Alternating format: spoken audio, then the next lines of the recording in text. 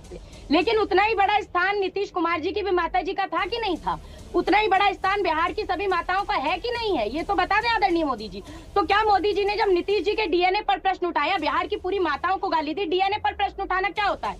माता के सतीत्व पर संदेह जताना। सतीत्व पर संदेह मतलब चरित्र पर संदेह, मतलब माता को गाली देना।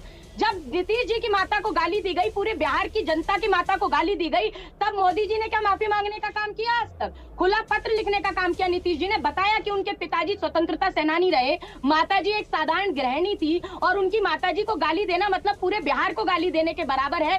अरे बाप रे, ये तो धोती खोल रहा है। हम खुला पत्र देकर किया था, तो क्या उन्होंने आज तक माफी मांगी उस बात पर? हम इस बात का बिल्कुल समर्थन नहीं करते कि किसी की माता के साथ गाली गलौज की जाए। मैं तो ये कहती हूँ कि जो व्यक्ति किसी दूसरे की माता का सम्मान नहीं कर सकता, वो अपनी माँ, बहन और बेटी के साथ साथ भारत माता का भी सम्मान नहीं कर सकता। ये तो मैं यही नहीं, अभी और सुनिए।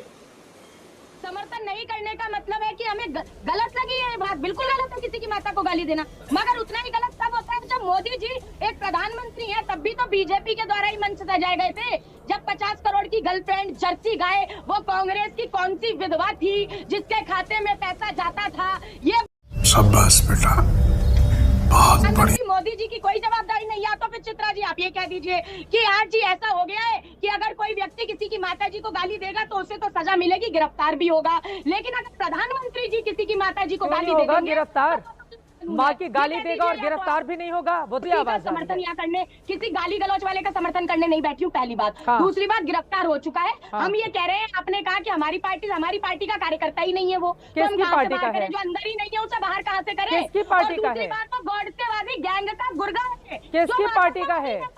ऐसे अब वो आप पता कीजिए, हमें तो लगता है इन्हीं का एजेंट है भाजपा का।